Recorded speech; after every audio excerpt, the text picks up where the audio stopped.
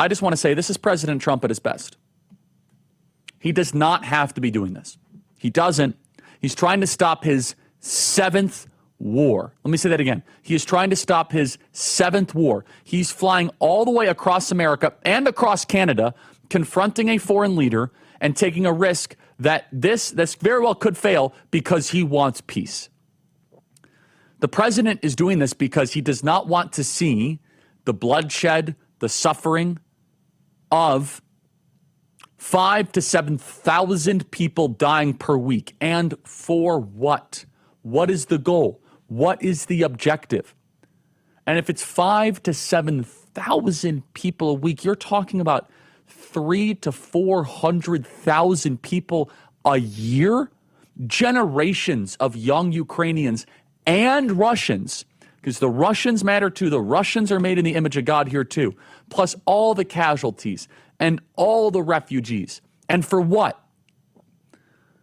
President Donald Trump is taking a mature approach here. Now, mind you, this summit comes on the heels of President Trump rushing more artillery and more military support for Ukraine.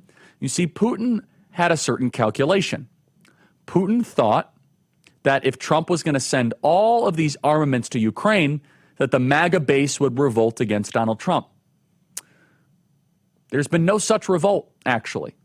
We might not love the idea of further armaments, but we trust the president and we have confidence in the president that he's using that towards a peace settlement. Vladimir Putin very well might have misread the room. The buried lead of this is not the fact that President Trump is flying across the continent. That should be appreciated. But instead, why is Putin flying? Why is Putin kind of taking the beta role here, flying to America, not on his turf or on neutral ground? What is Putin doing? That's the part that has fascinated me throughout all this, and I want to explore that together. Because Putin doesn't have to be sending in tons of aircraft. Reports are showing he's bringing in like 500 people and they're flying in planes. I mean, a lot of ordinary Russians are pretty angry about this summit. So what is Putin doing here?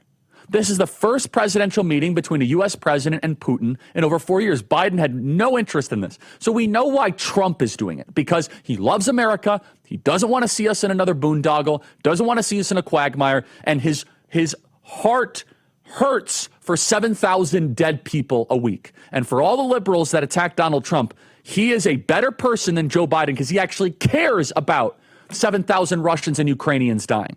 He's doing something to stop it. But what is Putin doing here? That's the fascinating part. I don't have a clear answer, except I think Putin wants an end to this war more than he is broadcasting. Now, look, we need to set expectations cautiously. Hundreds of thousands of people have died in this war. Wars radicalize their participants, definitionally. It is a lot harder to end a 3-year war than it is to end a 3-week one. That's why the original Istanbul overture to end the war early on, that was our best shot. Because when you get deep into a war, they say, well, they bombed this church and they bombed this village and they did a drone strike and they did an attack and they put our bombers, blah, blah, blah, blah, blah. Therefore, we must keep on escalating. Wars have a tendency to do that. Russia has 3 core demands for peace. Neutral Ukraine. This is the key. This is the big 3.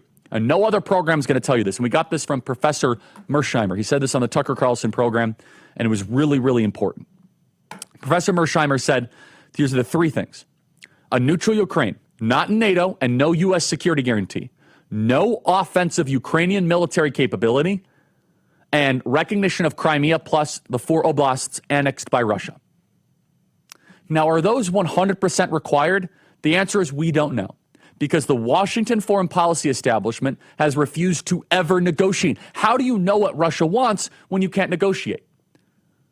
They refused before the war, and they blew up negotiations, as I mentioned, Istanbul, and that was our great moment. Oh, Istanbul was such a human rights crime. Boris Johnson and Tony Blinken and the U.S. security establishment did something unspeakably evil. There was a chance to end the Russian-Ukrainian war, and the Russians were willing to do it in the first couple of weeks. I think it was 10 days in. And we said no. And now hundreds of thousands of more Ukrainians were used as cannon fodder for some abstract regime goal of the foreign security apparatus. And Biden sabotaged it. Of all the things in Biden's legacy, this is one of the most unspeakably dark moves of his administration. An entire generation of young Ukrainians died, and Russia took more territory. So it was for nothing. But if we were actually willing to negotiate, maybe peace would actually be possible. If we're willing to say no, Ukraine and NATO, and we'll recognize Russia holding Crimea and the Donbass, maybe Russia will let Ukraine keep its military. Or maybe they'll evacuate some of the territory they've captured. We don't know it's possible because nobody has tried to negotiate until now with President Trump. I will say of the three guarantees, the most reasonable to the least reasonable. Okay. So no NATO and no security guarantee, no offensive Ukrainian military capability, and then the recognition of Crimea plus the land. Of the most reasonable, I think the land is the most reasonable. They won it. They invaded. They shouldn't have invaded, but they won it. Giving it back to Ukraine after Russia, that's not going to happen. So the European elite have to take the pill and stomach the fact that Vladimir Putin won back part of Ukraine, including Crimea. Okay, I think I don't like it. He should have invaded. But of all the contentions, that's one that I think there is some flex in the joints. Number two, though, is a little bit harder, which is a neutral Ukraine. Now, there's two parts of that. Ukraine should not be part of NATO, but then the security guarantee, there was like the Minsk agreement, so there's some component there. The last one, just looking at this as an honest onlooker, as an American who doesn't have as much skin in the game, saying that Ukraine can't have offensive weaponry capability, that's basically just saying we want them to be a sitting duck. Is Ukraine really going to invade Russia? Maybe, or the new territories? I guess. Russia can't demand the disarmament of another country while they are a major power. I think that's a little bit silly. But maybe Russia can come to a deal, which is, okay, you get the land, no NATO, and then Ukraine can keep its military. Will they strike that deal? We don't know. President Donald Trump has said that he will know in the first couple of minutes whether or not Vladimir Putin is ready or not. Ukraine would probably only fight to take back the regions occupied by Russia, so this could end up being like an endless multi-decade war. But I want to repeat something. What is Putin doing here? Because Putin is on pace right now to win an ugly victory. Ugly. Hard fought. Lots of death.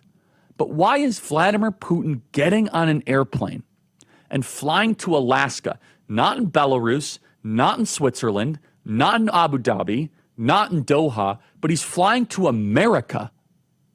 When was the last time Vladimir Putin was on American soil? Maybe a decade ago?